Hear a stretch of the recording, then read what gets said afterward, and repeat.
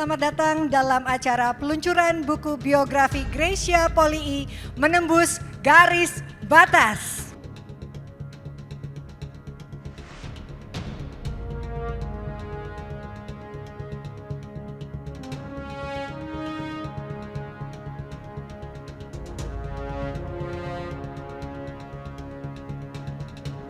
Buku ini tidak hanya berisi perjalanan hidup Gracia Polii, tetapi juga menggambarkan perjuangan tentang keberanian, ketekunan, dan semangat pantang menyerah.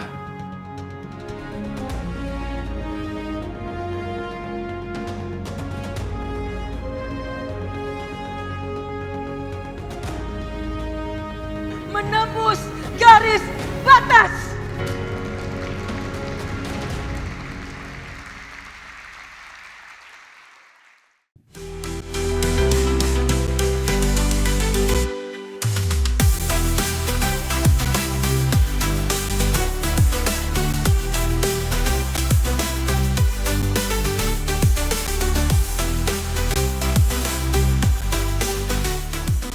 Selamat siang, salam sejahtera untuk kita semua. Apa kabar siang hari ini? Baik, luar biasa. Senang sekali saya Dona Agnesia bisa bersama-sama Anda semua. Bagi semua yang sudah hadir di tempat ini secara langsung maupun juga buat semua yang sudah nonton di live streaming. Selamat datang dalam acara peluncuran buku biografi Gracia Polii, Menembus Garis Batas hari ini. Dan untuk memulai acara, untuk itu langsung saja saya akan mengundang Project Lead Menembus Garis Batas Bapak Felix Jimin untuk memberikan kata sambutan.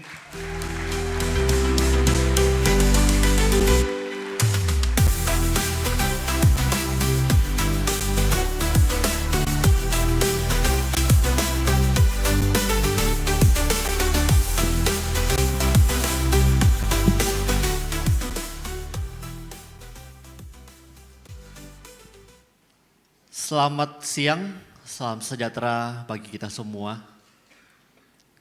Yang terhormat Bapak Raja Sapta Okto selaku Ketua Umum NOC Indonesia. Yang terhormat Bapak Sutioso, yang terhormat Bapak Agung Gumelar dan Ibu. Yang terhormat Bapak Steven Suryana beserta jajaran manajemen Bank Negara Indonesia. Dan seluruh tamu terhormat yang tidak bisa saya sebutkan satu persatu, para sahabat, keluarga, rekan-rekan media, serta seluruh hadirin sekalian.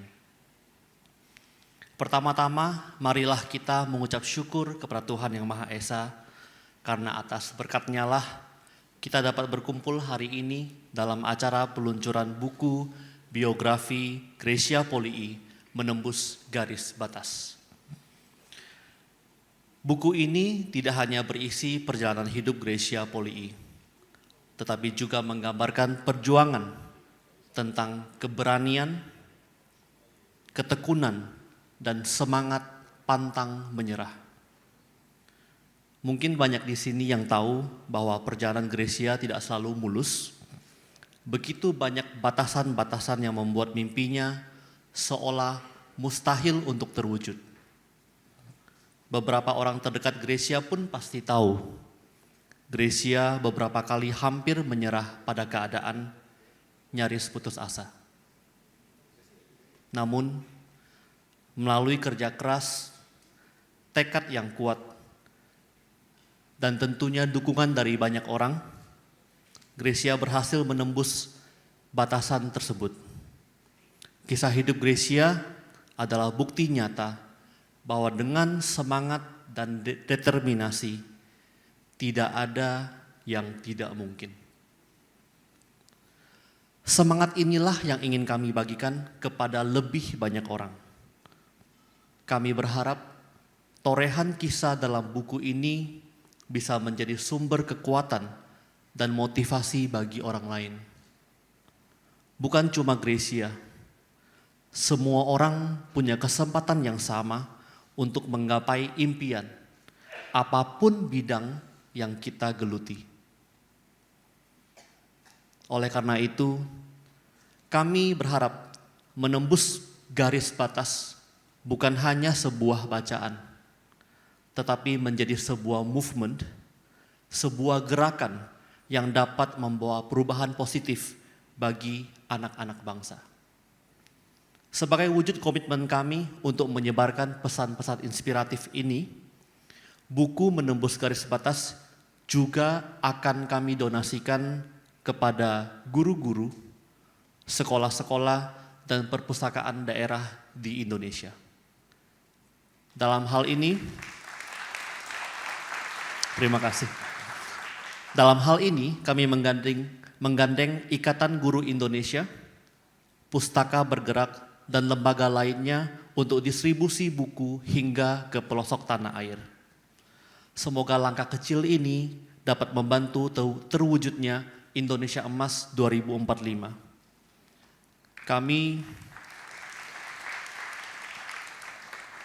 Kami berharap menembus garis batas dapat menularkan semangat juang yang lebih kuat lagi kepada generasi muda Indonesia.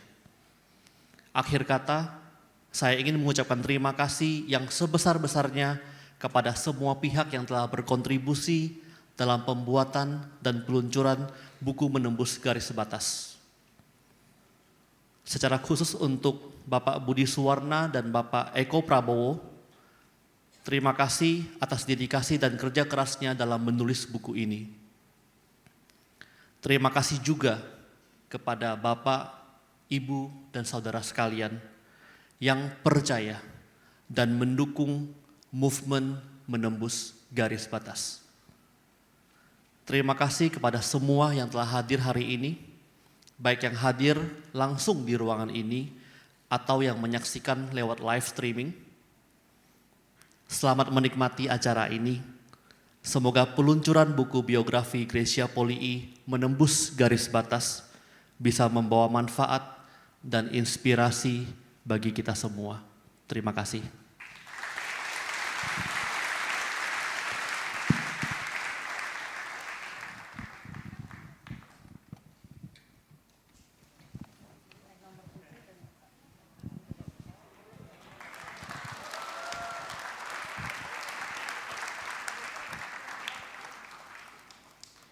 Hadirin dimohon berdiri. Menyanyikan lagu kebangsaan Indonesia Raya.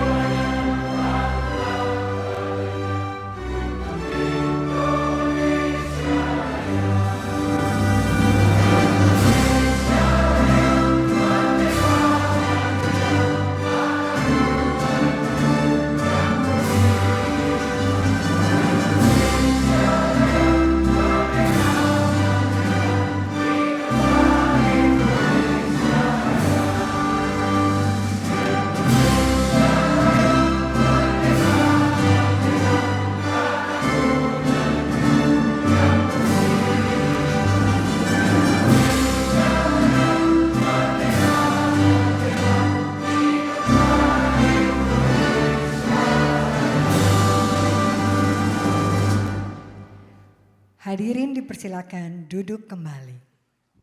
Gracia Polii.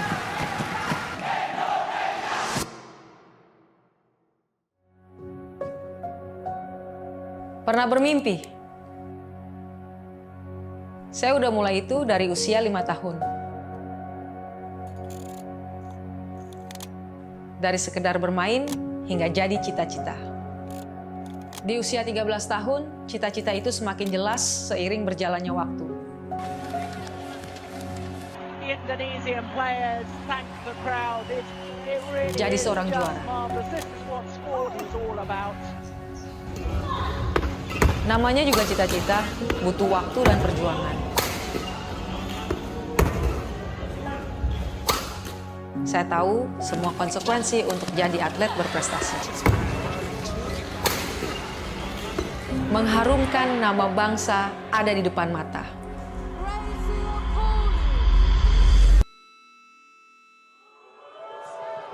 Sportsmanlike to be doing this, or sportswomanlike. 8 elite athletes who were deliberately and flagrantly losing their matches. Menyerah.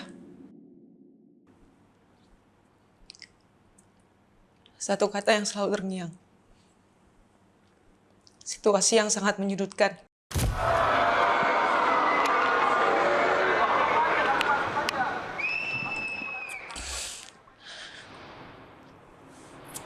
Tidak ada lagi harapan dalam seorang Gracia Poli.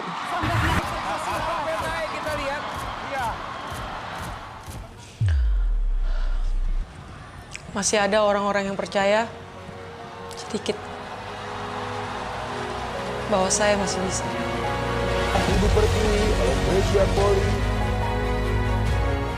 Jika saya menyerah sekarang, kenangan ini yang akan selalu diingat banyak orang. Saya harus bangkit lagi. Bangkit untuk cita-cita saya, bangkit untuk bangsa Indonesia. Gracia Poli.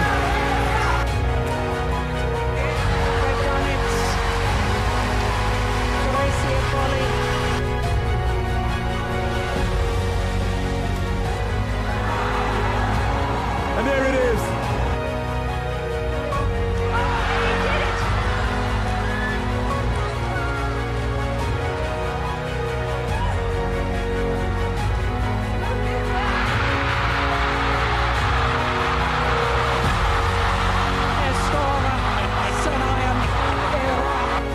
A huge upset, the biggest upset of the tournament so far.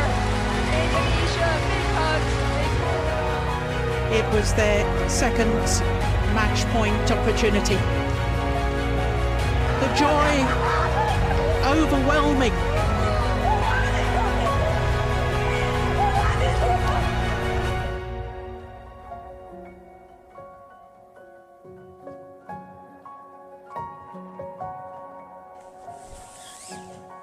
Terima kasih Indonesia.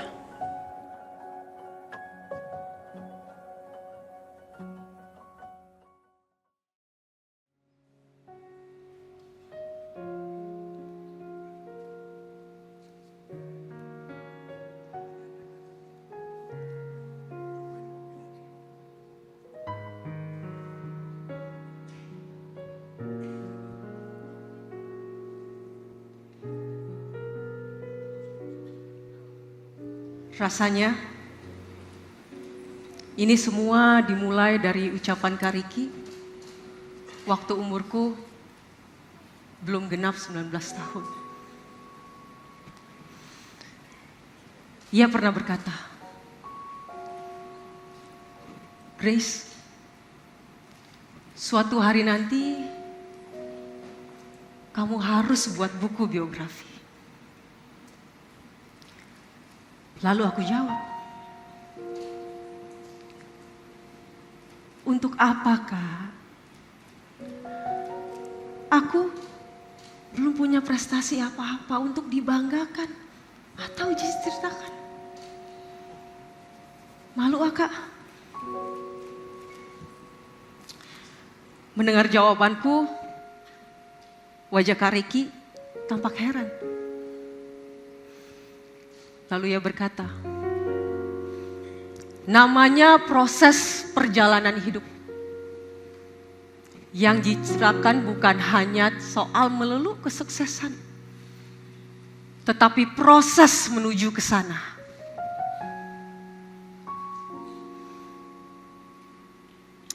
Aku diam saja. berusaha mencerna apa yang baru saja menjadi usulan Kak Ricky. Dan tidak mau terpikirkan lebih jauh lagi.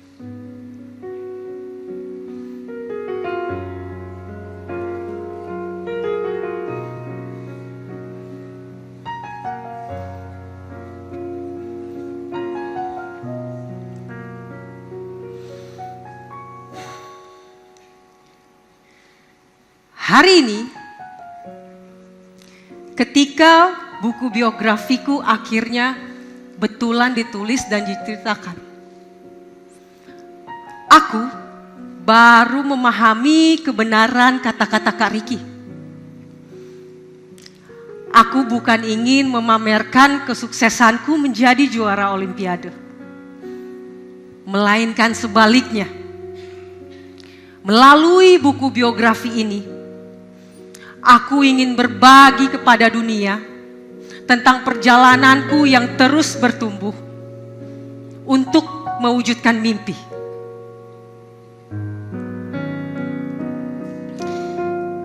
Rasanya aku juga takkan mampu mewujudkan semua mimpi-mimpi tanpa dukungan dari orang-orang yang masih percaya akan kemampuanku.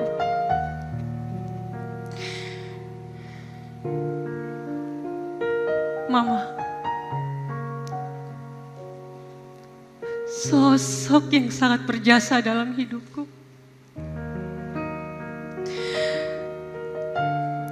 Tanpa Mama, aku mungkin sudah menyerah ketika aku dihina, ketika aku diremehkan oleh mereka yang meragukan masa depanku sebagai atlet. Tanpa Mama, mungkin aku sudah menyerah ketika aku didiskualifikasi dari London Olimpiade 2012.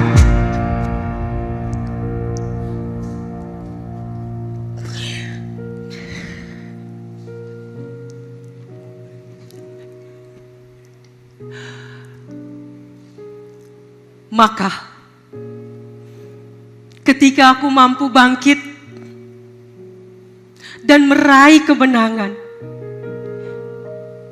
itu bukan kemenanganku saja, tetapi kemenangan bangsa ini. Setiap keringat, setiap air mata, setiap tawa yang kita lalui bersama, itu adalah perjalanan yang paling indah.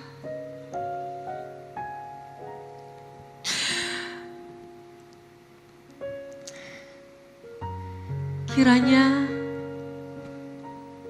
benarlah Kak Ricky, perjalanan hidup bukan melulu soal kesuksesan,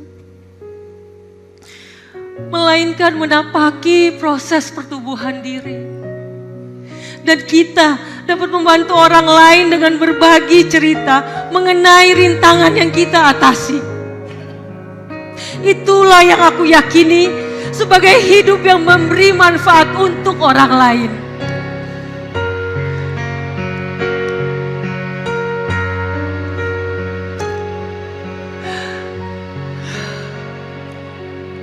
Andaikan Kak Ricky masih hidup, dia tentu bangga melihat adiknya ini.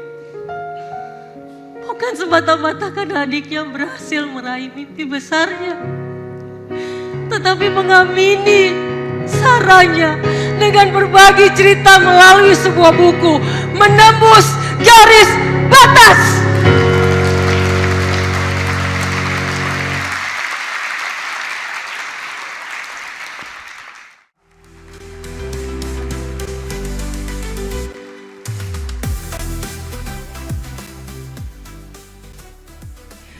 Oke, apa kabar?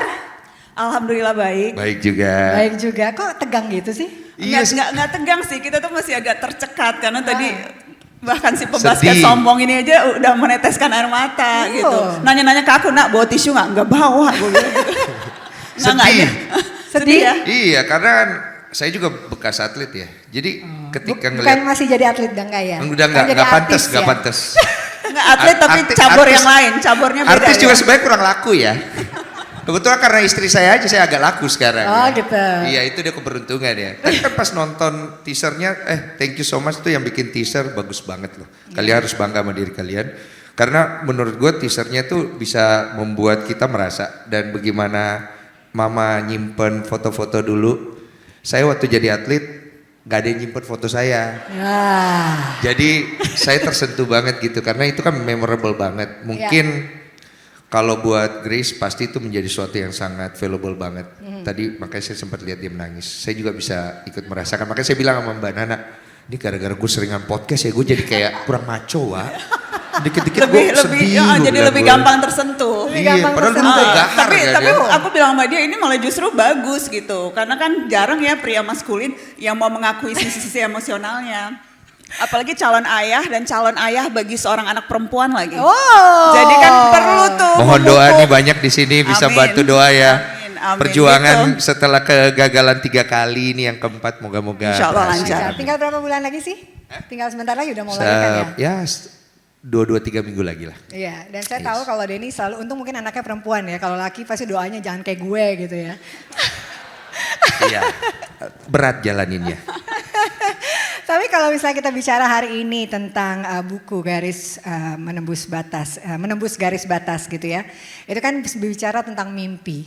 Kalau nanya sama Mbak Nana dan juga Densu, sebenarnya mimpi waktu kecil tuh kebayang gak sih akan jadi seperti sekarang? Saya nggak tahu ya, saya lebih pengen nanya sama Mbak Nana sebenarnya. Saya tuh penasaran banget sama karakter beliau. Waktu saya podcast saya belum dapat semua. Coba Mbak Nana punya mimpi apa dulu ya? Kenapa DJ malah lempar batu gitu? Kita keroyok ya, kita keroyok. Mbak Nana soalnya yang paling misterius. Soalnya kalau kita lihat Mbak Nana tuh ya, aku tuh kadang-kadang mikir, ini orang kayaknya hidupnya berat, galak gitu ya. Intimidatif banget gitu. Tapi pas ketemu orangnya very friendly, sangat menguasai keadaan. Kelihatan dari eye to eye-nya gitu dia. Pinter, Pinter. anak hukum soalnya. Iya. Dulu cita Ini cara dia untuk ngeles nggak mau jawab pertanyaan. Iya Jadi juga. makanya muji-muji dan lempar ke gue. Gue udah apal banget kan. Biar waktunya habis, karena cepet Oh, iya, 30 menit. oke, loh. oke, oke. gue bisa dibacain sama dia. Ilmu psikologinya kuat banget gitu. Dan Mimpinya apa macam-macam. sih Mbak Nana? Gitu ya, nggak biar bantuin Dona kalau nggak waktunya habis. Mimpinya berubah-ubah. Mimpinya berubah-ubah, tetapi baru clear tahu mau jadi apa dan melakukan apa itu ketika lulus kuliah di Fakultas Hukum UI, sempat ada kesempatan magang. Waktu itu juga sempat dibilang aneh, anak Fakultas Hukum kok magangnya di RCTI. Tapi kemudian saya magang 3 bulan di sana, itu mengubah rencana hidup. Yang tadinya mau jadi jaksa, hakim, pengacara, saya jatuh cinta pada profesi jurnalis. Pantes ya kalau nanya-nanya begitu ya. Iya, bawaan pendidikan hukumnya. Iya, dan itu 3 bulan mengubah rencana hidup dan itu hampir 25 tahun yang lalu. Sekarang sudah 25 tahun saya jadi jurnalis. Wow. Ternyata memang itu ya, apa yang kita jalani, apa yang kita lewati itu yang akhirnya bisa merubah segala sesuatu. Bahkan cita-cita yang dari kecil inginnya menjadi apa malah jadi apa gitu ya. Sama kayak saya juga sekolah hukum, S-nya jadi sarjana hiburan. Tapi yang penting gak susah hidup ya. Oke, kalau Denny sendiri? Aku sebenarnya nggak punya mimpi. Gimana ya? Aku tuh cuma inget waktu kecil aku sering dibilang anak sampah. Jadi karena perjalanan hidup orang tua, jadi kondisi yang membuat kita tuh kesannya saya ini akan tumbuh jadi sampah gitu. Tapi mimpi nggak punya. Cuman aku selalu mengingat hal itu sebagai motivasi aja. Saya nggak mau jadi sampah gitu. Jadi apapun yang saya kerjakan dalam hidup saya coba lakukan dengan yang terbaik. Karena dinilai sampah itu kan kesalnya rendah banget. Jadi waktu masih kecil itu aku banyak dapat juga diskriminasi, rasis, pembulian. Maka itu yang membuat aku tumbuh menjadi kuat. Karena nggak ada pilihan lain untuk bisa melewati hal itu selain menjadi kuat. Sampai akhirnya kuatnya aku membuat aku menjadi sombong. Itu saking kuatnya ya. Karena kan gitu ya, pada saat kita udah kuat kita lupa sebenarnya tujuan kita kuat ya. Sebenarnya akhirnya aku mulai ngerti kalau kuat itu bukan untuk memukul orang yang sudah kalah, tapi bagaimana kita memberikan tangan kepada orang itu bahwa mereka juga bisa jadi lebih baik kan gitu. Cuma aku menyalahgunakan aja. Oke, itu Gitu. kapan mulai sadarnya? Kayaknya belum sadar deh. Belum sadar sampai sekarang kayaknya. Kayaknya belum ya, makanya masih pakai nama pebasket sombong ya. Karena pebasket di Indonesia BB aja sih sebenarnya aku lihat ya. Tapi dari dulu memang dia kalau orang bilang tuh mukanya muka udah sombong. Kalau Muka tampolan muka tampolan, udah, nah, iya. kasarnya begitu ya, muka tampolan. Karena dari pertama kali ketemu sama Densu tuh memang jago banget. Tapi apa sih misalnya kalau menjalani sesuatu dirimu tuh melakukan segala sesuatunya dengan sungguh hati gitu. Jadi akhirnya Iya. bisa jadi sesuatu yang kalau bilang jago gitu even di basket bahkan sekarang di dunia entertainment juga. Iya, jadi gimana ya? Aku tuh selalu bingung kalau lihat orang dalam menjalani hidup ya. Makanya aku tuh melihat buku ini inspiratif banget, menembus garis batas. Karena aku selalu men-challenge diriku untuk melewati batasan-batasan aku dari dulu. Aku tuh nggak pernah nyangka kalau saya berani. Aku tuh nggak pernah nyangka kalau saya cukup mampu untuk bisa menjadi host, kemudian menjadi atlet. Banyak hal yang aku lewatin dalam hidupku. Ya memang menembus garis batas itu buat aku adalah sesuatu hal yang menjadi satisfaction terbesar menjadi seorang manusia. Kita ini punya banyak sekali mimpi dan tujuan. Ada yang atlet, ada yang pengusaha, ada yang entrepreneur and so on. Tapi kadang-kadang kita tuh takut untuk melangkah karena kita sudah terdoktrin dahulu dengan kegagalan. Aku selalu bilang sama diri aku dari kecil, kegagalan itu suatu hal yang pasti terjadi. Bagaimanapun baiknya kita mengerjakan sesuatu atau kita berperilaku, tetap akan ada orang yang gak suka dan membenci kita gitu. Karena apapun itu memang ada dua sisi. Jadi pilihan kita apa dalam hidup ini? Nah itu yang aku udah doktrin dari umur 7 tahun. Aku tuh suka banget baca-baca buku yang motivasi gitu. Seperti buku ini yang akan memotivasi seluruh rakyat Indonesia nantinya ya. Amin ya, tepuk tangan dulu untuk menembus garis batas. Jadi aku ngerasa the legacy itu yang akhirnya nanti aku bisa kasih buat orang bahwa ketika kita menjadi manusia, sadar dulu bahwa kita dikasih waktu di bumi ini sama Tuhan, mau kita buat apa? Apa value nilai yang mau kita bawa? Harta, pencapaian, piala itu dia semuanya benda yang tidak bernyawa. Tapi jiwa kita nih yang akan menghidupkan itu. Jadi jiwa kita yang kita tempah. Bagaimana kita melewati batas-batas kita. Saat tadi aku lihat teaser bagaimana seorang Chris menangis. Saya ikut sedih. I've been there. Cuma saya tidak pengen membahas itu lebih jauh gitu. Karena this is not my moment. This is Grace moment. Dan buat aku itu menyentuh jiwa. And thank you so much for that. Karena akhirnya yang membuat kita itu menjadi besar sebagai manusia adalah when we touch people heart. When we touch people's soul. Semua perjalanan Grace yang dia bangun adalah untuk menyentuh hati orang. Itu yang membuat kita menjadi kuat kan. So buat aku apa yang aku jalani lewati itu semua akhirnya berujung kepada aku bisa menyentuh hati orang. Makanya punya podcast segala macam itu sih poinnya.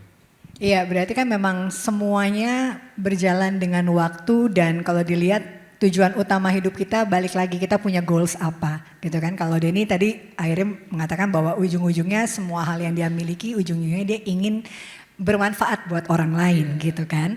Nah kalau Mbak Denny kan kita tahu bahwa kalau pernah dengar juga di podcastnya bahwa perjuangannya memang sangat besar, sangat banyak hal yang dilewati. Dan kalau Mbak Nana, sementara kalau dengar ceritanya atau mungkin juga membaca gitu, kayaknya lebih smooth perjalanan hidupnya, bahkan perjalanan karir kayaknya ya, perjalanan karirnya bisa masuk bahkan sekolah di kuliah di UI, bahkan mendapatkan beasiswa di Australia gitu sampai akhirnya benar-benar bisa memilih karir di jurnalis dan menjadi salah satu jurnalis terbaik di Indonesia. Tapi kalau sebenarnya yang kita tahu, struggle apa sih atau perjuangan apa yang Mbak Nana pernah lewati yang kita semua nggak pernah tahu sebetulnya? Mantap pertanyaan mantap. Alhamdulillah saya merasa hidup saya banyak dikasih privilege.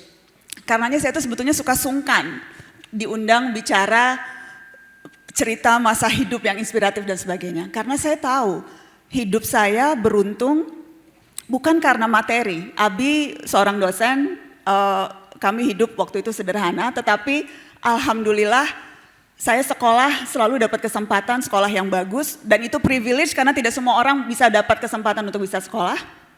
Saya 5 bersaudara, 4 perempuan, 1 laki-laki, tapi saya tidak pernah merasa diperlakukan tidak lebih berharga dari Ahmad, adik laki-laki saya.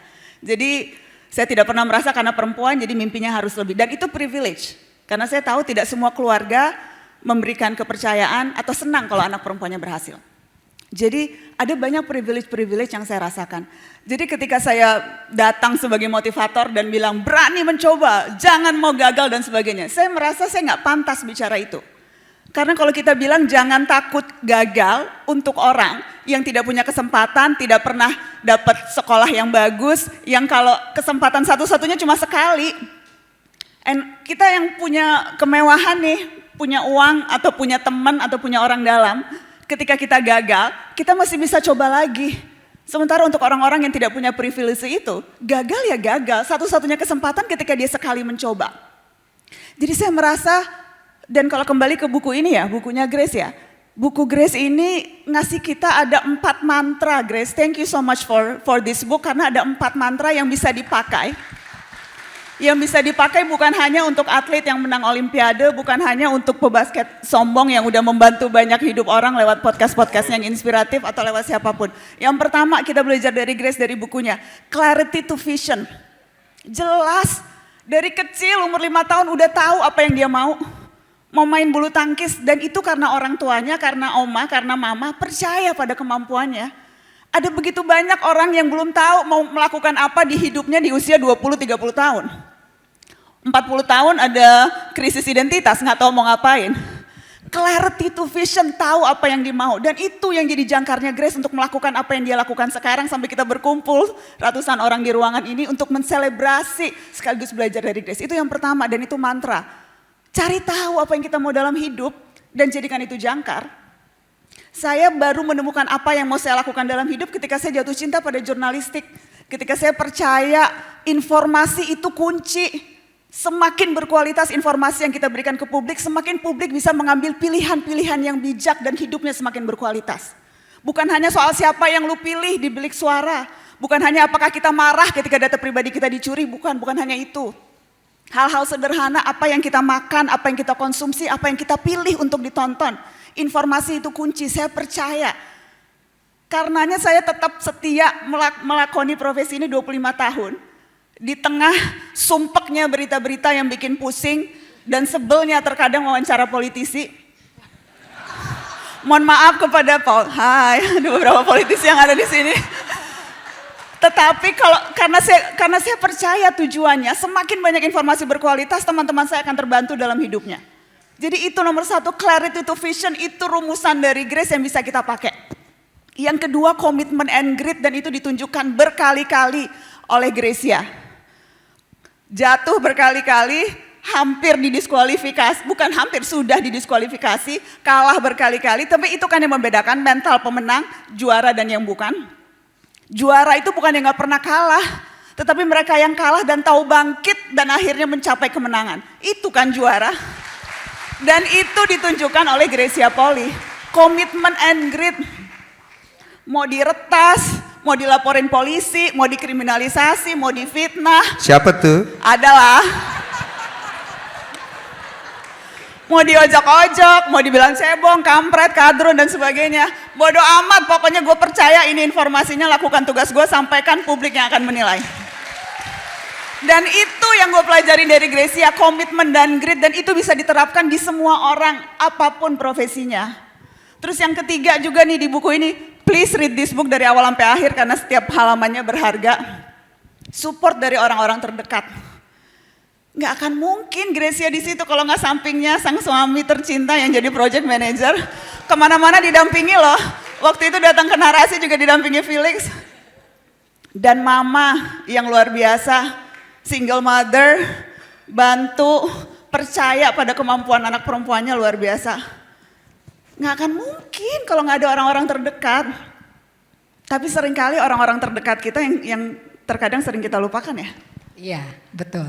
Jadi pengakuan dan kemudian support dari orang-orang terdekat itu juga yang saya rasakan dari Abi, dari Umi, dari kakak, dari adik saya. Saya Suami, membayangkan, hah? suami. Of course, itu mau saya simpan di akhir, suami, anak. Walaupun dia nggak ada, dia support. Iyalah nggak mungkin kalau nggak istrinya dibiarin ngeliput ke bencana, ngeliput perang dan sebagainya. Kalau nggak ada support dari suami. Abi gitu ya, seorang ustadz yang anaknya nggak pakai jilbab, yang seringkali kemudian harus menghadapi berbagai pandangan dan sebagainya, tapi tetap teguh gitu. Jadi support dari orang-orang terdekat. Dan itu juga ada di buku ini. Gue udah kepanjangan ya, maaf ya, soalnya bukunya bagus Masih banget. satu lagi, ada 4 tadi katanya. Satu lagi tuh unseen hands. Ya. Unseen hands. Ada banyak sekali tangan-tangan yang tidak terlihat. Karena tidak terlihatnya, saya percaya itu ada setiap saat.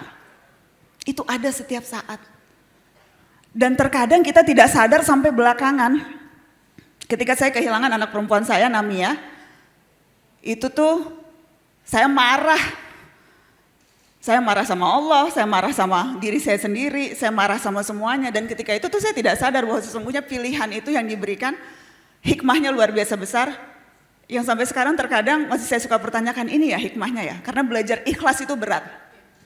Tapi unseen hands, kalau kita percaya semuanya sudah ada yang mengatur, kalau kita pasrahkan kepada yang di atas, itu akan membuat apapun perjalanan dan apapun kesulitan yang kita hadapi, akan jauh bisa lebih diterima. Mungkin itu. Paling sulit memang yang nomor 4, unseen hand, karena nggak nyata gitu ya, tapi it's happen gitu to our life gitu kan. Nah kalau bicara sebelum melanjutkan pembicaraan yang lain, tadi sempat ngomong support system, Mbak Nana udah sempat support sistemnya luar biasa.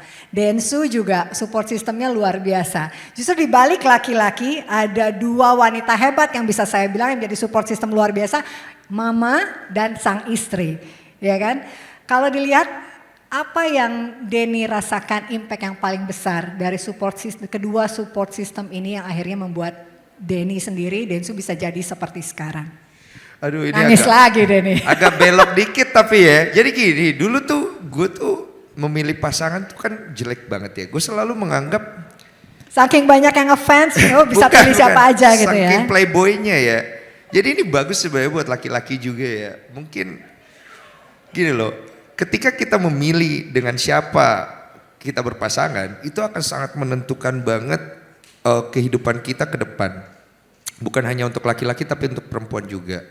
Jadi saya bersyukur mama saya ini mama yang hebat.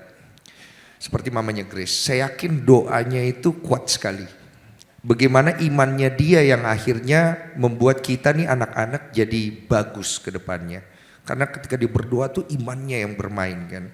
Saya ngerasa perjalanan hidup saya, karir saya itu akan end up dengan sangat menyedihkan. Saya kena kasus 2012 ketika saya dituduh menghamili wanita. Nama saya hancur sehancur-hancurnya dan ketika saya melihat klarifikasi saya di TV, malunya minta ampun. Saya emosional banget, saya nangis, tapi tak ada satu orang pun percaya. Saya merasa diri saya sebusuk dan seburuk itu. Saya sempat berpikir untuk pergi dari Indonesia, kerja di kapal persiar, menghilang dari bumi pertiwi ini, memulai hidup baru. Saya nggak pernah menyangka loh saya ada di sini sampai hari ini. Kemudian saya dapat masalah lagi setelah saya berlalu dengan masalah itu dan akhirnya saya bisa membuktikan saya tidak salah. Saya mau nikah sama anak orang kaya. Bagaimana saya dihujat, bagaimana saya direndahkan, itu sakit hati saya. Tapi saya lewati lagi. Sampai akhirnya saya ketemu satu sosok wanita yang bukan tipe saya. Bukan gak cantik loh, cantik istri saya itu. Cuma kan kita kan laki-laki tahu ya, ada yang kita selera, cewek juga gitu. Iya kan ya? Apa adanya aja. Enggak tahu, jelasin dong. Hah? Cuma kan aku kan memang salah dalam melihat wanita gitu. Jadi aku selalu melihat wanita itu sebagai apa ya? Hati-hati. Akomodasi apa Nyari-nyari ya? Iya, saya tahu. Perempuan dekat banget, hati-hati. Saya ngerti Ada poin itu. dapur, hati-hati Bu. Saya ngerti. Cuman saya selalu melihat wanita itu lebih kepada apa ya? Support aja gitu. Bukan sebagai aset. Bukan sebagai ini. Wanita sebagai aset. Tunggu. Biar saya selesaikan. Udah mau ini Saat itu sabar, aduh wanita Oke. sabar. Nih, sebelum tercerahkan ya. Tenang, kami Gua nggak bisa laki-laki banget. ngomong benar pun pasti salah. Tenang, gak apa-apa, saya paham. Saya paham, biarkan saya bercerita dengan salah ya. Jadi saya selalu ngelihat wanita itu lebih ke apa ya, objek ya, kayak sesuatu yang Pemanis gitu. iya, bukan sesuatu yang menjadi penting buat jiwa saya. Setelah saya kenal Olive, saya melihat bahwa ternyata selama ini saya salah. Saya tahu banget akhirnya setelah itu bahwa wanita inilah yang menjadi kekuatan saya nanti. Dia menjadi leher untuk saya yang menjadi kepala. Tanpa leher yang sehat untuk menengok ke kiri ke kanan, saya mungkin sudah akan jatuh ke dalam kenaifan dan ego-ego saya. Oleh karena itu kita harus memilih leher yang sehat. Dan saya beruntung, saya memilih seorang wanita yang punya values. Itu yang nomor satu. Values itu kan ada banyak. Tapi dari situ saya belajar bahwa ternyata peran laki-laki itu harus dibatasi dengan peran wanita. Laki-laki tidak boleh terlalu over dominan sehingga akhirnya dia melupakan wanita sebagai pelengkapnya. Maka itu kan laki-laki dan wanita diciptakan untuk berpasangan. Karena akhirnya kita menjadi lebih baik ketika kita berjalan bersama. Nah, aku ngelihat peran wanita itu sekarang jadi seperti itu. Aku sudah lagi tidak melihat wanita itu menjadi lebih sepele. Aku melihat wanita itu lebih kuat malahan dari laki-laki.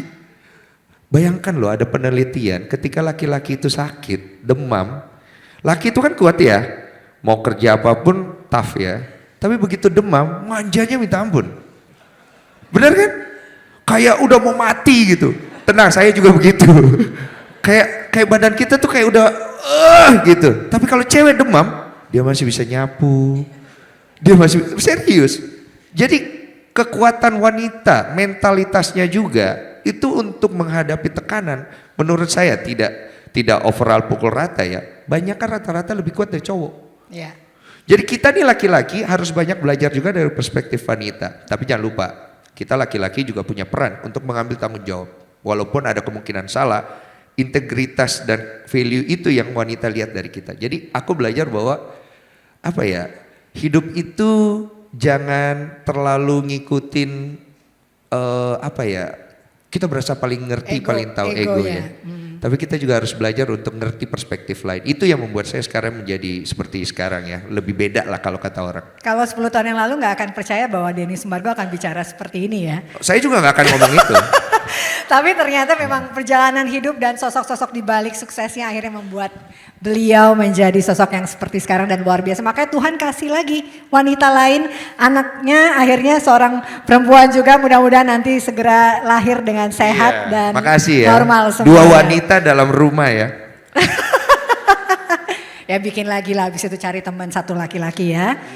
Amin. Oke, kalau tadi bicara soal support system ya dari kedua narasumber kita, dan terakhir tadi Mbak Nana juga sempat bilang tentang unseen hand, bahwa memang manusia gimana pun hebatnya, gimana pun apapun yang bisa kita lakukan, tapi semua tidak pernah terlepas dari campur tangan Tuhan. Ya kan, itu yang menjadi sumber kekuatan kita, yaitu juga yang dialami oleh Gracia, bahkan sempat dalam masa keterpurukan akhirnya sempat ziarah ke Israel sama mama juga waktu itu untuk, kalau zaman now bilangnya healing ya, menenangkan diri gitu. Dan kalau Mbak Nana dan Densu sendiri, apa sih yang dirasakan keterlibatan Tuhan paling besar dalam karir, dalam kehidupan gitu, yang akhirnya membuat diri Mbak Nana dan juga Densu menjadi sosok yang begitu kuat dan tegar di tengah segala macam tantangan dan cobaan yang ada dalam karir maupun kehidupannya? Di setiap langkah sih, bukan hanya di karir, di manapun gitu. Dan ini bukan hanya karena saya anak Abi Quraish Shihab gitu. Tapi memang karena kalau ritual tentu ada. Ritual itu dilakukan. Saya ingat sampai saya kuliah tuh, maghrib tuh waktu SMA maghrib harus di rumah, salat maghrib berjamaah, ngaji, baca ratib dan sebagainya. Ada kemudian ritual pagi-pagi kita baca wirid. Kemana-mana dicek mama tuh udah baca Yasin belum kalau setiap malam Jumat dan sebagainya. Jadi memang ada ritual-ritual yang rutin dilakukan. Awalnya diperkenalkan keluarga, cuma saya lama-lama itu memang itu kebutuhan. Kalau deg-degan pesen Abi baca sholawat. Kalau lagi mau ujian baca surat Al-Nasroh. Jadi ada tuh hal-hal yang memang sejak kecil diajarkan. Termasuk sebelum wawancara para politisi juga? Selalu. Minyak kayu putih dan Al-Nasroh. Katanya supaya tunduk, itu makanya pada gak bisa jawab tuh karena gue jampi-jampi dengan Al-Nasroh, tahu gak sih? Kebuka deh rahasia gue nih. Kalah bacaan. Iya. Iya. Oh, aduh bacaan. Sama ya itu doa orang tua. Aku inget tuh mama sampai sekarang selalu bilang kalau lihat Nana wawancara di TV selalu nggak putus Allahumma sholli ala Muhammad karena takut katanya. Jadi itu doa orang tua, kemudian juga yang memang selalu kami praktekkan sehari-hari, dan itu jadi kebutuhan ya. Kebutuhan, dan saya tidak bisa membayangkan akan ada di posisi ini duduk di samping Densu Dona di acara sebesar, semegah dan sepenting ini untuk bercerita soal itu kalau tidak karena doa-doa yang diajarkan, dilafalkan dari mulai saya masih di kandungan. Saya ingat tuh mama cerita waktu saya kecil, waktu hamil, dan kemudian ketika saya hamil saya juga membacakan itu doa-doa, ya arhamar rahimin. Ya Arhamar Rahimin, ya Allah yang Maha Rahman, yang Maha Rahim gitu. Itu tuh selalu dibacakan dan selalu jadi penenang dan penguat sih. Jadi itu kayak jadi di luar alam bawah sadar kita itu kita jalanin, kita lewatin, kita lakukan gitu ya. Iya, dan kita rasakan gitu rasakan itu jadi penguat luar biasa, Luar biasa. Kalau Denny? Gimana ya, saya itu nggak percaya Tuhan dulu. Maaf ya, ini saya jujur aja sama saya hidup. Karena saya percaya Tuhan tahu semua apa yang ada di dalam diri kita. Kita mau bohong gimana pun itu malah jadi ujian yang berat buat kita gitu loh. Aku tuh percaya hati itu Tuhan lihat. Mau apa yang keluar dari mulut kita, kalau tidak sesuai kita akan diuji oleh apa yang kita katakan kalau tidak sesuai dengan hati. Makanya aku tuh selalu dari dulu, ya saya dulu tuh nggak terlalu percaya Tuhan. Saya ngomong, saya bilang Tuhan, orang bilang ada Tuhan, saya kok kurang percaya. Karena banyak kepahitan zaman dulu Iya, ya. karena saya mungkin banyak belum ngerti juga tentang hidup. Cuman saya ngerasa kok hidup saya begini banget ya. Hidup saya mau dibawa kemana gitu. Kalau saya cuma lahir kemudian akhirnya berakhir dengan mati juga ujung-ujungnya, terus hidup saya begini doang. Ngapain diciptakan? Itu awalnya saya mulai berpikir. Jadi saya selalu berpikir bahwa kalau memang hidup itu hanya untuk lahir, makan, minum, menikmati, kemudian mati. So what is the value of life? Dari situ saya berjalan cukup lama dengan ya percaya kalau sama Tuhan kalau lagi ada masalah ya. Iya. Doanya kenceng gitu ya. Iya, tapi itu nature banget kok. Kalau kita ada masalah kita pasti kembali ke Tuhan. Dan itu semua terjadi kepada manusia. Kalau lagi senang lupa? Sekarang saya nggak tahu saya ingat atau enggak, malah saya ngerasa bahwa saya dan Tuhan berjalan bersama aja. Karena setiap pagi saya bangun, sekarang saya selalu berdoa untuk membuka hari saya, dan ketika malam itu saya selalu kembaliin semua yang saya kerjakan ke Tuhan. Jadi kayak laporan aja. Dan menurut saya itu hubungan yang intim yang menyenangkan buat saya. Karena orang kan punya cara masing-masing sesuai dengan keyakinannya. Jadi saya melihat bahwa keyakinan dan konsep tentang ketuhanan di dalam diri orang, seperti yang Mbak Nana bilang, in the end of the day, apa yang Mbak Nana bilang itu benar. Mau orang peduli sama Tuhan, mau percaya atau enggak, mau kita mau cari Tuhan atau enggak, Tuhan itu selalu ada buat lu. Itu uniknya. Tuhan itu kayak standby 24 hour buat kita, cuma kitanya aja yang kayak berasa diri kita udah di atas Tuhan, yang sok-sokan nyari Tuhan kalau memang kita butuh. Kalau kita berdoa kadang-kadang suka ngatur. Iya. Suka ngatur tuh, udah mulai ada ngatur-ngaturnya. Kalau bisa begini nih Tuhan, jangan begini ya kan. Ini untuk refleksi aja, karena saya juga mengalami. Sampai akhirnya saya berada di titik doa, terutama pas kehamilan Olive kemarin. Itu saya pikir saya mandul loh. Saya itu sempat mandul, saya berdoa sampai saya menangis. Saya bilang Tuhan, saya ini kan nakal dulu ya waktu saya muda. Dan saya tahu saya perlu untuk memperbaiki diri saya, tapi jangan kena ke istri saya dong gitu. Itu saya udah mulai ngatur tuh. Iya, udah mulai ngatur. Tapi seiring waktu ternyata apa yang saya doa itu akhirnya lama-lama terus saya perbaiki sampai akhirnya terserah deh Tuhan. Tuhan yang atur yang terbaik. Itulah unseen hand-nya. Sampai akhirnya saya merasa bahwa berjalan di hidup ini, serahkan semua hal yang kita tidak bisa lakukan apa-apa ke tangan Tuhan. Menang, kalah, berhasil, sukses, harta, biar Tuhan atur. Kita fokus sama diri kita, fokus sama hati kita. Supaya ketika hati kita menjadi lebih baik, Tuhan pasti lihat itu. Itu aja. Amin. Tapi betul, Kalau kita mintanya ini itu malah nggak dikasih, kesannya nggak dikasih, tapi giliran ya udah deh Tuhan terserah Tuhan aja deh mau gimana deh, justru itu terjadi gitu ya. Dan sayang sekali waktunya, sudah sih tulisannya times up gitu. Jadi ternyata 30 menit nggak Ini berasa sebenarnya ya. acara Gracia Poli ya. Kembali kita fokuskan ke Gracia Poli ya. Ngobrol. Saya aja bingung kenapa kita diundang di sini ya. Ya harusnya Gracia di sini. Tapi kan paling tidak kita semua punya perjuangan dalam hidup yang paling tidak sedikit kurang lebih sama Gracia, walaupun mungkin jalan ceritanya berbeda. Dan kita semua pengen tahu seperti apa yang dijalani oleh Mbak Nana, oleh Densu juga, dan itu bisa menginspirasi para generasi muda di luar sana untuk tidak pernah menyerah, untuk selalu melihat apapun berkat, maupun itu support system, maupun itu kekuatan kita, ataupun itu yang berasal dari Tuhan dalam hidup kita, bahwa itu tuh terjadi, itu tuh ada gitu. Dan mungkin terakhir sebelum saya bentar lagi dipanggil sama IO-nya, pesan-pesan untuk generasi muda kita yang masih ingin mencapai mimpi, apa yang harus mereka lakukan dan apa yang harus mereka miliki untuk bisa menembus garis batas kehidupan mereka.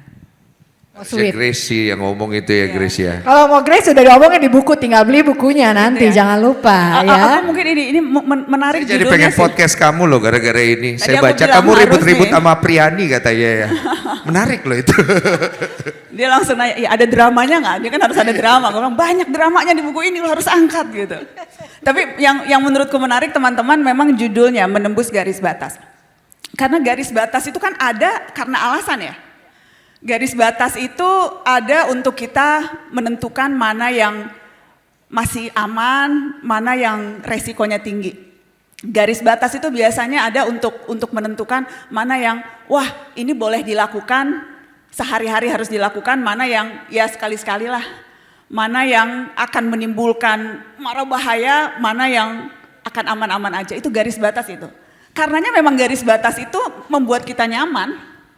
Dan untuk menembus garis batas memang kita harus melewati ketakutan, ketidakpastian, dan bisa juga kegagalan. Itu yang bikin kita takut untuk melewati garis batas itu kan. Untuk bisa berani menembus garis batasan yang kita anggap aman, itu butuh apa yang Grace tulis di buku ini, clarity of vision, komitmen, grit, support orang-orang terdekat, unseen hands gitu. Itu yang akan bisa membuat kita melewati lompatan itu. Dan gak ada pilihan karena setiap pencapaian tinggi itu gak pernah ada yang di dalam garis batas. Jarak aman gak ada pencapaian jarak aman. Hal-hal besar, penemuan, prestasi yang namanya akan dikenang sejarah orang yang duduk di depan sini. Itu bisa berada di titik itu karena melewati garis batas. Menakutkan, iya. Tetapi kan hal-hal besar memang tidak ada yang diperoleh dengan mudah ya. Kalau kita mau dikenang, mau besar ya harus berjuang. Dan itu sepadan. Itu sepadan. Dan yang harus dilakukan pertama-tama saya nggak mau jadi motivator, tapi saya belajar dari banyak orang yang saya bertemu dan dari perjalanan hidup. Terkadang batasan atau garis batas itu kita ciptakan sendiri di pikiran kita teman-teman. Tanpa sadar kita sendiri yang menarik garis batas itu. Lewat ketakutan, lewat ekspektasi, lewat kekhawatiran. Jadi pertama hancurkan garis batas itu dan kemudian melihat garis batas bukan sebagai akhir atau finish. Mari jadikan garis batas sebagai awal untuk memulai sesuatu. Mari belajar dari Gracia Poli. Yeay. Luar biasa. Kamu bisa Nggak ada. melawan apa yang dikatakan oleh... Kalau biasa kayak begini kan pengen lebih keren ya. Habis selesai ya. Ya sedikit aja buat saya. Kalau saya lihat dari buku ini walaupun saya belum baca dari apa yang disampaikan oleh Grace, saya mah jujur aja ya nanti saya baca. Mbak Naswa bilang, saya pikir saya yakin sekali semua itu udah benar. Tapi imannya orang itu yang bawa sampai ke batasan dia melewati ini. Buat saya manusia itu yang paling nomor satu nanti dilihat faith-nya. Faith itu dia tidak akan menjadi besar tiba-tiba. Dia akan dilatih dan faith itu ditempa oleh kehidupan dan kepahitan. Nah ekspektasi itulah garis batas kita. Kadang-kadang untuk melewati hal itu kita harus buang ekspektasi. Makanya kita perlu Tuhan. Karena ketika kita berhadapan dengan Tuhan, ekspektasi itu hilang dengan hati kita. Iman kita yang akan membawa kita, sepahit apapun kita pasti tetap akan berjalan. Walaupun kita sempat berhenti, tapi kita tidak akan berhenti untuk berjalan karena iman. Kita percaya sama diri kita. Teman-teman semua, kita datang dari berbagai macam latar belakang. Ada yang privilege kehidupannya dari kecil, ada yang tidak. Tapi itu bukan alasan untuk tidak melihat kenapa kita diciptakan dan untuk apa kita diciptakan sebagai seorang individu. Kalau kita melihat diri kita punya nilai, maka nilai itu yang akan muncul dalam kehidupan kita. Tapi kalau kita tidak menganggap diri kita penting, support system sebesar apapun tidak akan pernah membuat kita jadi orang. Grace dengan imannya, Grace dengan support systemnya, Grace dengan keyakinannya, itu yang membuat dia bisa menembus garis batasnya. Sekian dari saya. Luar biasa, terima kasih. Boleh sekali lagi tepuk tangan paling meriah untuk Najwa Shihab dan Denny Sumargo. Wow. Thank you so much. Thank you. Thank you banyak. Nah, akhirnya dapat nih bukunya, baca ya Densu. Iya. Oh iya ya. Thank you. Oke, foto dulu. Iya. So much. Foto dulu. Oh ya.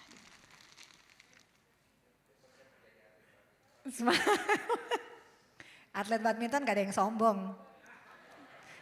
Basket boleh deh sombong ya. Kita langsung menuju ke acara selanjutnya. Yang berikutnya adalah kita akan mendengarkan kata sambutan dari Ketua Umum NOC Indonesia. Kami persilakan kepada Bapak Raja Sapta Oktohari.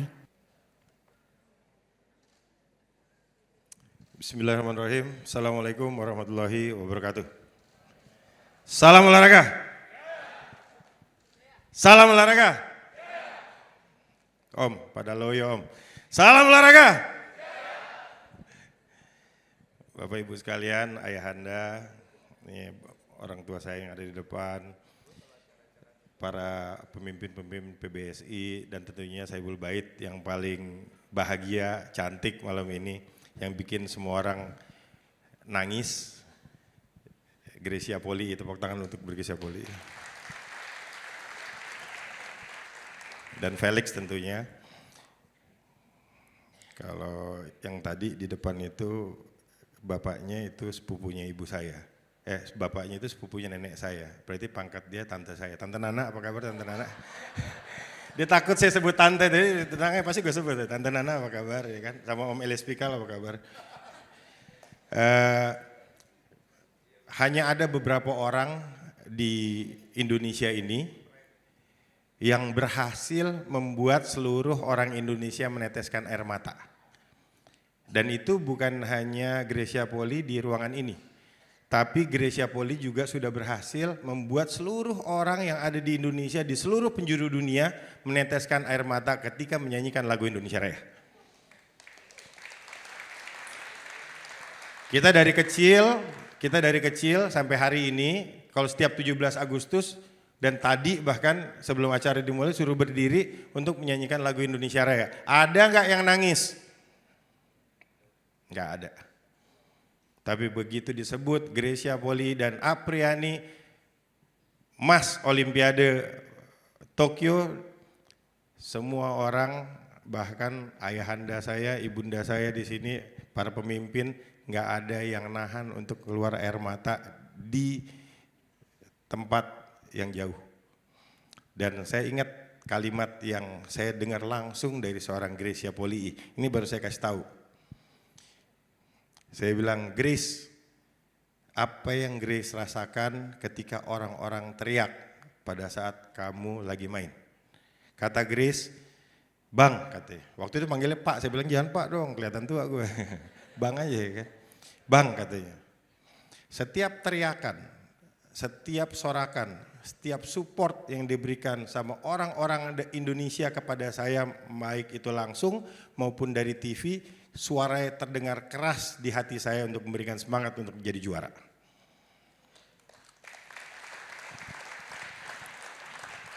Tapi yang paling seru lagi tahu Pak, karena ngomongnya sambil senyum. Makanya sejak itu saya bilang, The Smiling Champ, Gracia Poli. The Smiling Champ, Gracia Poli. Tentunya sama Apri. Ini tadi ada yang lupa disebut Grace. Orang udah pergi duluan tadi pamit.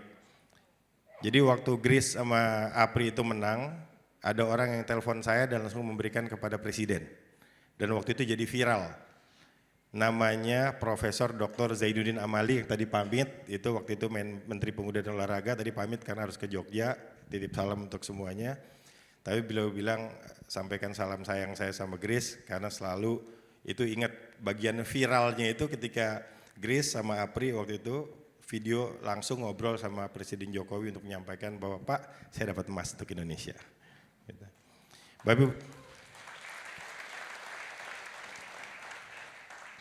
Bapak Ibu sekalian, tadi Tante Nana itu membahas tentang menembus garis batas.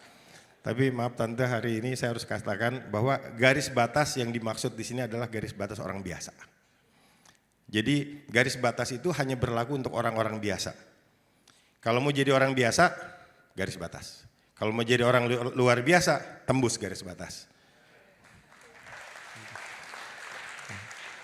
Karena semua orang di sini, apalagi yang duduk di depan-depan ini semua orang yang berhasil menembus garis batas. Ada mantan ketua umum BPK, ada jenderal bintang 3, ada jenderal-jenderal pemimpin-pemimpin bangsa, ada ibu saya, ya kan, ada Felix, gitu, ada Grace. Ini semua orang-orang termasuk ada Tante Nana, ada Elias Pikal, ya kan.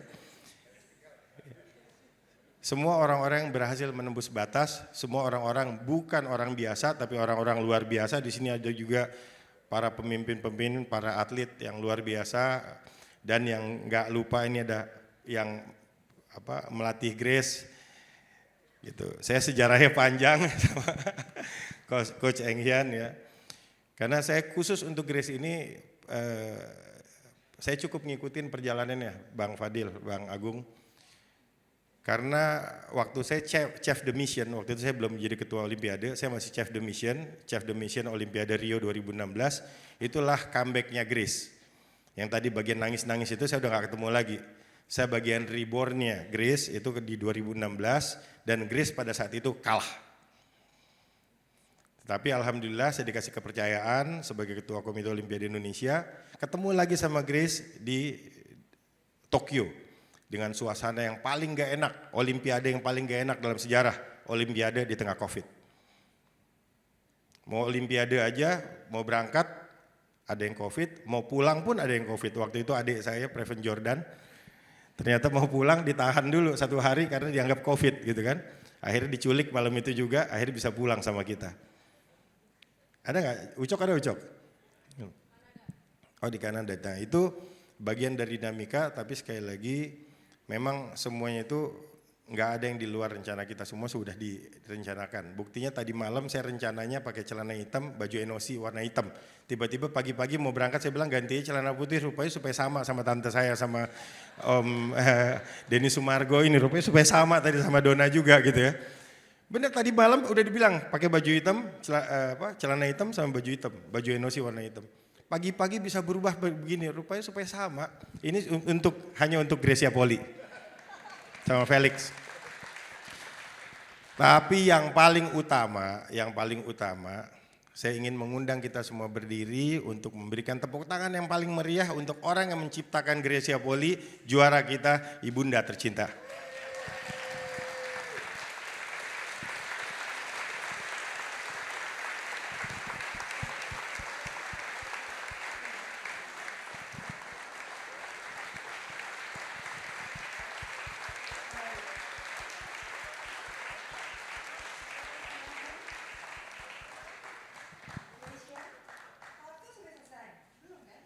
Kalau dari disuruh saya turun nih. Oh, jangan dulu. Saya selalu bilang guru boleh banyak, tapi guru yang paling penting dalam hidup itu pasti orang tua kita. Jadi terima kasih Ibunda sudah melahirkan Grace yang akan menjadi panutan dan benchmark baru untuk olahraga Indonesia. Oke. Hari ini semua dapat ya, terharunya dapat, bangganya dapat, Dan untuk menceriakan suasana kita akan menghadirkan nanti seorang penyanyi yang juga bersuara merdu, kecil-kecil cabai rawit dia. Tapi sebelumnya saya mau ingatkan juga kepada seluruh hadirin yang ada di sini dan juga penonton yang ada dimanapun Anda berada, bahwa buku Menembus Garis Batas sudah bisa dipesan di menembusgarisbatas.com dan juga akan hadir di toko-toko buku di seluruh Indonesia. Jadi pastikan buku ini bisa Anda baca dan menginspirasi hidup Anda untuk bisa mencapai mimpi dan menembus garis batas kehidupan kita.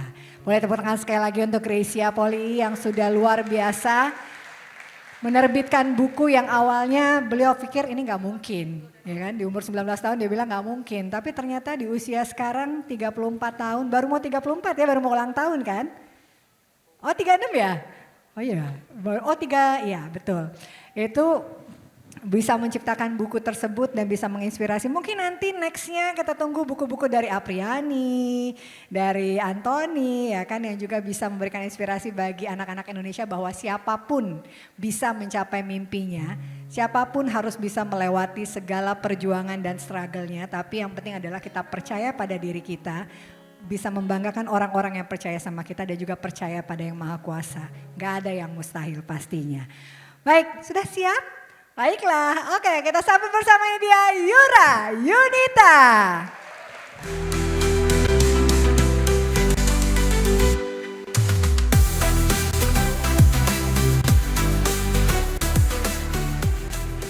Sekali lagi selamat siang semuanya. Wow, di sini aku ingin mengucapkan terima kasih dan boleh tepuk tangan paling meriah untuk Gracia Poli. Terima kasih banyak sudah lahir di dunia ini. Terima kasih sudah memberi inspirasi untuk aku untuk terus bangkit dan terus merakit mimpi. Terima kasih banyak Gracia Poli. Boleh tepuk tangan untuk Gracia Poli. Keterbatasanku jadi kelebihanku. Merakit mimpimu, merakit mimpimu, merasakan seperti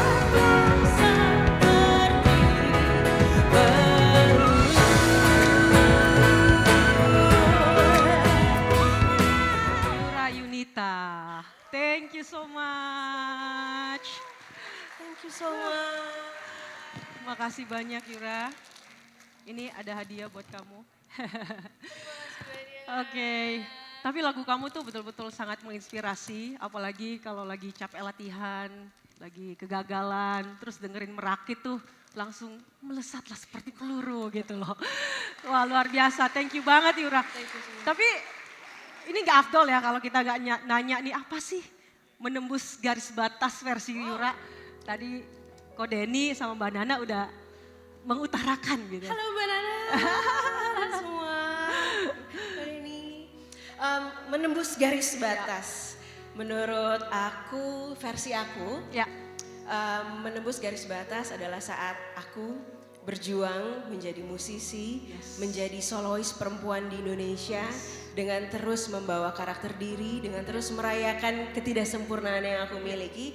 Karena sebenarnya hal ini mungkin bertentangan dengan industri yang ada, apalagi dengan beauty standard yang tercipta di society. Kalau perempuan tuh harus begini atau begitu, atau tidak jarang juga perempuan dianggap gak cukup, dianggap gak sempurna.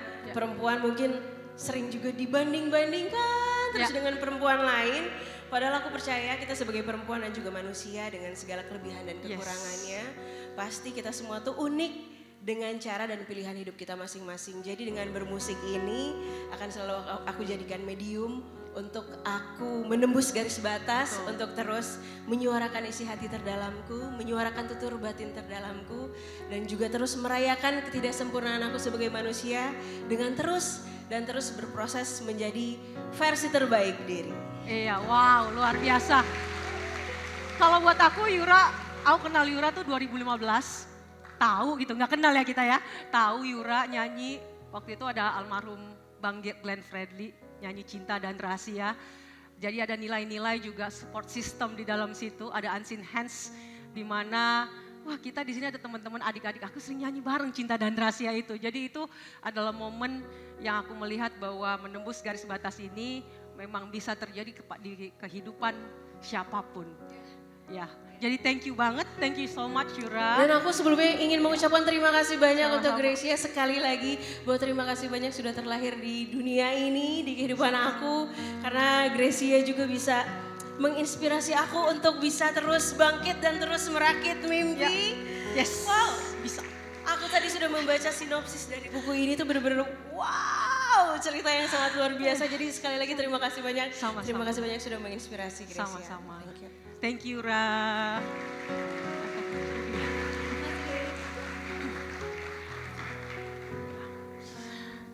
Oke, terima kasih buat semuanya yang udah hadir. Kali ini saya ingin lebih proper menyampaikan.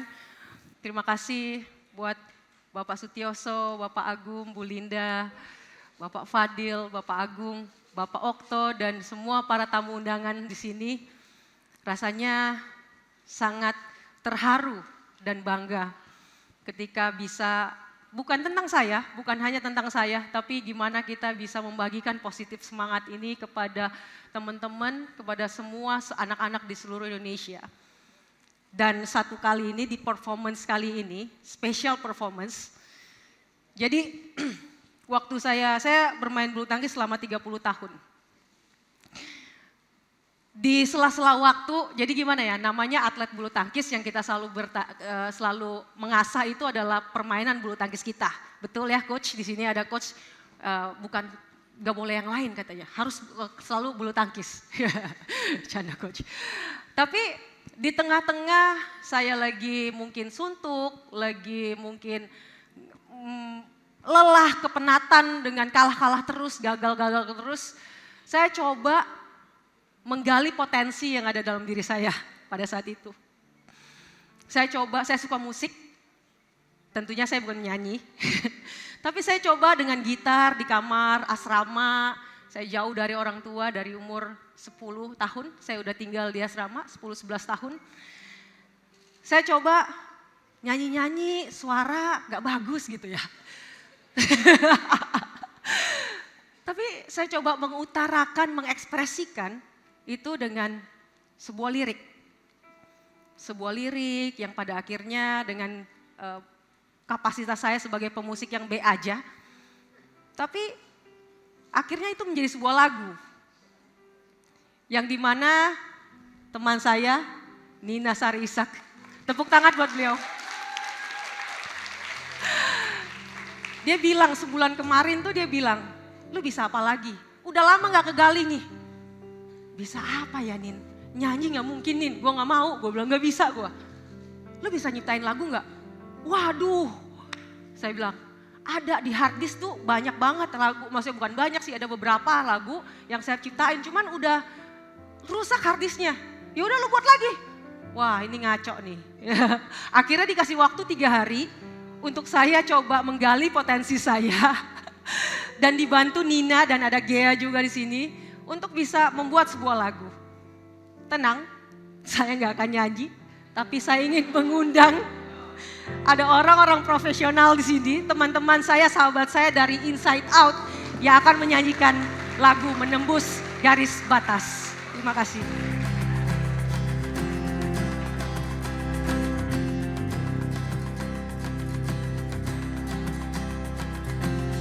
Bukan yang terhebat, punya semangat, bertahan, berlari, mencoba kembali lebih kuat.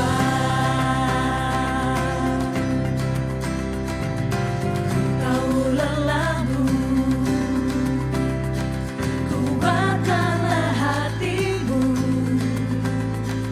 mengiring menuju menembus garis batas.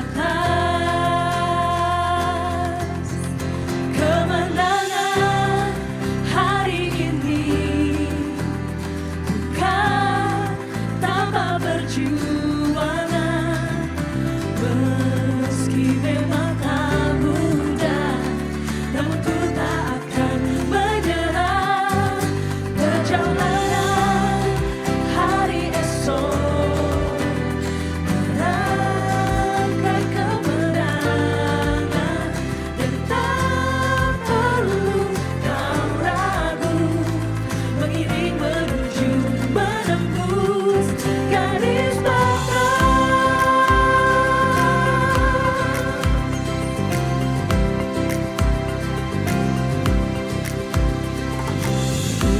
lelahmu, kuatkanlah hatiku, mengiring menuju menembus garis batas. Kemenangan hari ini bukan tanpa perjuangan, meski memang tak mudah, namun ku tak akan menyerah.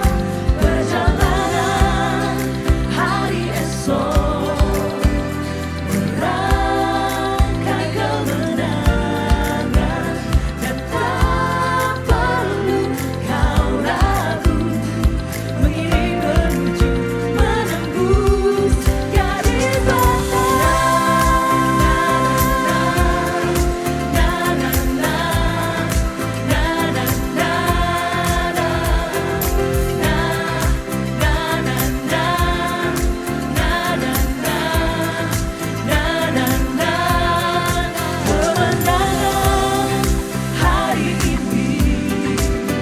bukan tanpa perjuangan, meski memang tak mudah, namun ku tak akan menyerah.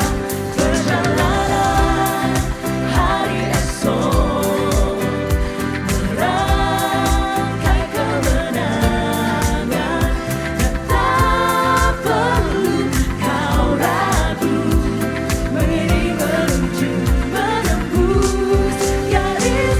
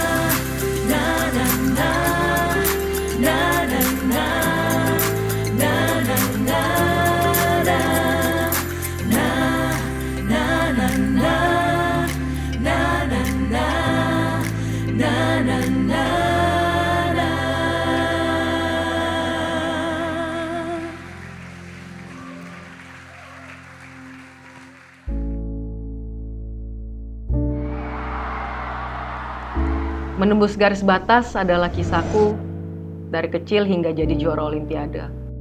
Dalam menggapai mimpi tersebut, banyak sekali batasan-batasan yang aku alami yang membawaku ke titik terendah dalam hidupku. Pada akhirnya aku bisa melalui semua itu.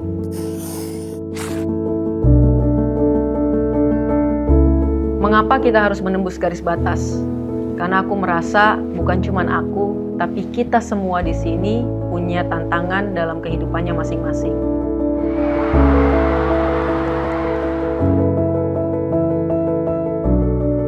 Sewaktu kita sadar akan kemampuan diri sendiri dan kita mau terus berkembang, kita pasti akan bisa mampu melewati tantangan dalam hidup ini. Dalam perjalanan menembus garis batas, kita harus punya visi yang jelas, tekad yang kuat. Kita harus sadar, kita nggak bisa melakukan semuanya itu sendiri. Kita butuh dukungan orang lain.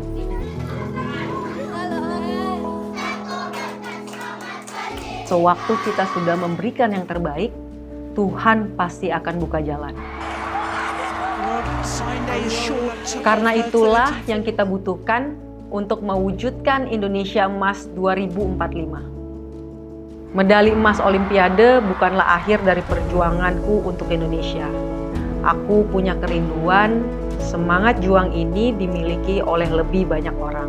Dari manapun asalnya, apapun profesinya, semua memiliki kesempatan yang sama dalam meraih impian. Agar pesan-pesan positif ini dapat sampai ke generasi penerus hingga ke pelosok tanah air. Buku ini juga akan didonasikan ke sekolah-sekolah, guru-guru, dan perpustakaan daerah di Indonesia. Kepsek terharu, bahagia terharu. Kita bisa menembus garis batas. Harapanku menembus garis batas lebih dari sebuah buku, tapi menjadi sebuah movement.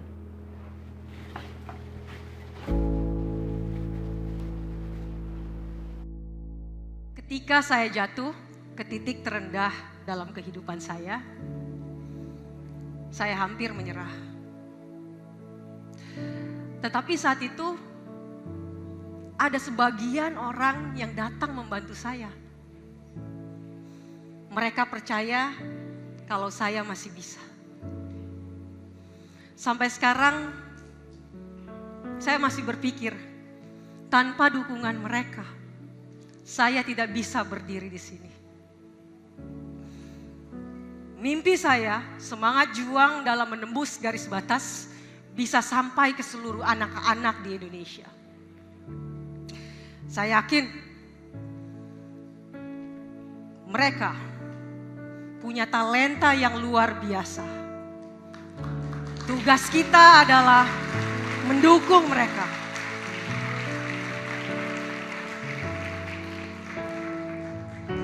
Siapa kita? Indonesia.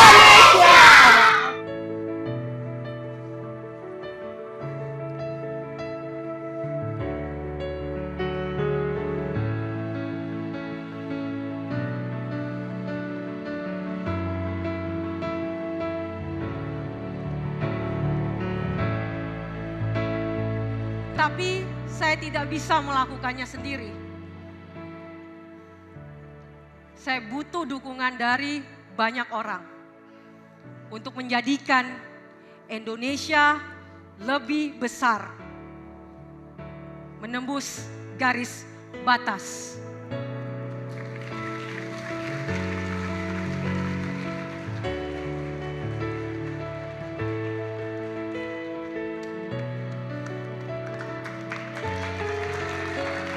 Telah bergabung bersama kita di depan 3 mantan partner Gracia Poli di 3 Olimpiade yang berbeda. Meliana Jauhari di Olimpiade London 2012. Nitya Krishinda Maheswari di Olimpiade Rio de Janeiro 2016. Dan Apriani Rahayu di Olimpiade Tokyo 2020.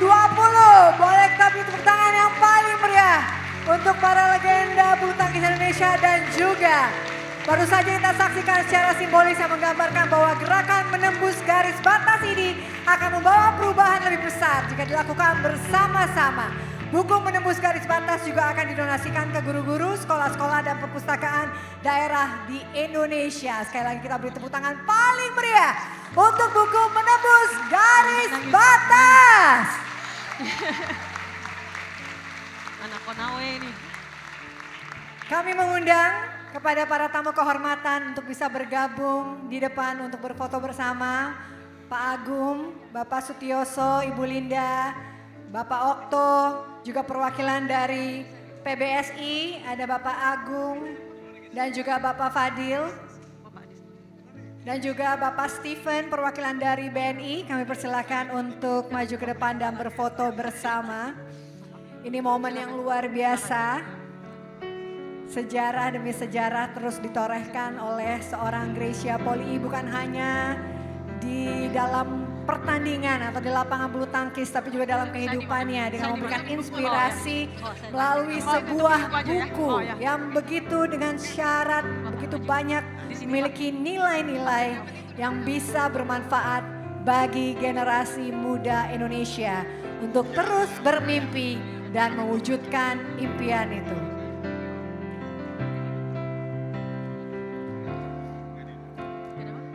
Oh iya. Nanti setelah ini.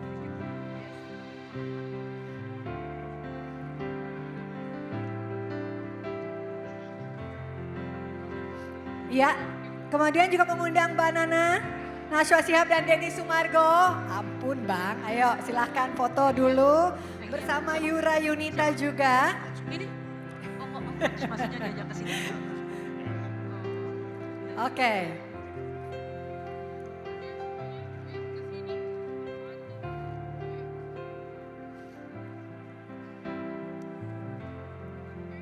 Baik, sudah semua?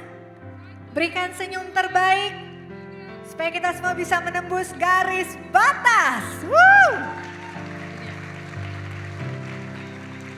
Gini semuanya.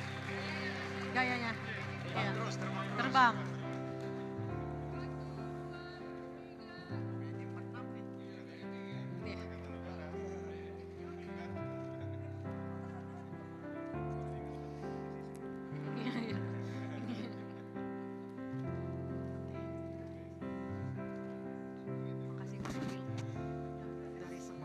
Ya, baik, terima kasih banyak. Dan kami juga menghimbau kepada seluruh hadirin yang hadir di sini dan juga yang menonton secara live streaming. Mari kita dukung menembus garis batas bukan hanya melalui dengan cara membeli bukunya, tapi juga bisa menjadikan ini sebagai movement yang akan bermanfaat bagi banyak orang. Dan tidak terasa kita sudah sampai di penghujung acara launching buku Menembus Garis Batas persembahan dari Gracia Poli. Dan kami mengingatkan juga bahwa yang ingin berdonasi bisa ke stand Book Charity di area depan atau bisa berdonasi langsung via QR Code yang tertera di layar atau di thank you card yang ada di dalam goodie bag Anda. Tidak terasa, kita sudah sampai di penghujung acara dan dengan demikian berakhir sudah rangkaian acara peluncuran buku biografi Gracia Poli Menembus Garis Batas. Kami ucapkan terima kasih kepada semua pihak yang telah mendukung acara ini. BNI, Alcor Prime, Kana Furniture, Big 3 EO, dan Lotus Decor. Juga terima kasih kepada para media partners, Detik Sport, TV One News, Narasi, Komunitas Narasi, dan Kompas.com. Saya Donna Agnesia mohon pamit, terima kasih untuk kebersamaan Anda. Selamat sore dan sampai jumpa. Sukses untuk movement Menembus Garis Batas.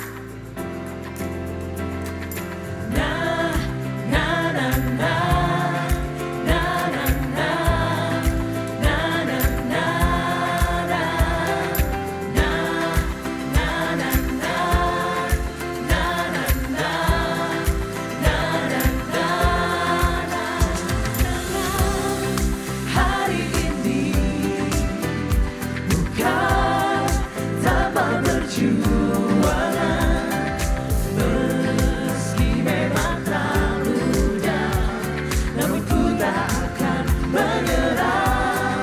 Perjalanan hari esok merangkai kemenangan, dan tak perlu kau ragu mengiring menuju menembus garis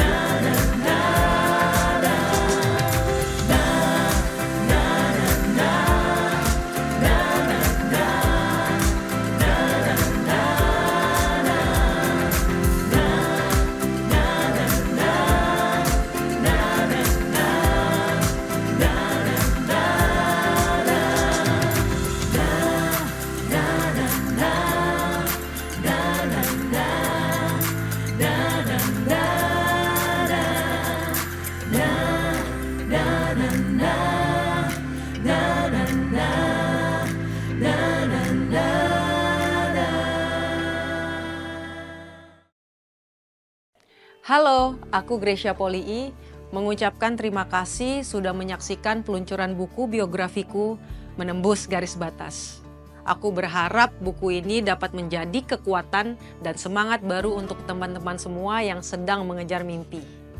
Menembus garis batas bukan hanya tentang aku, tetapi juga tentang bagaimana kita semua bisa membawa perubahan positif bagi bangsa. Aku rindu semangat dalam mewujudkan mimpi bisa dirasakan juga oleh banyak orang hingga ke pelosok tanah air. Tetapi aku tidak bisa berjalan hanya seorang diri. Oleh karena itu, aku mengajak teman-teman untuk berkontribusi dalam program Book Charity ini dengan scan QR Code yang tertera di layar. Setiap donasi sangatlah berarti. Bersama-sama kita bisa memberikan dampak yang lebih besar untuk Indonesia. Ayo, kita menembus garis batas.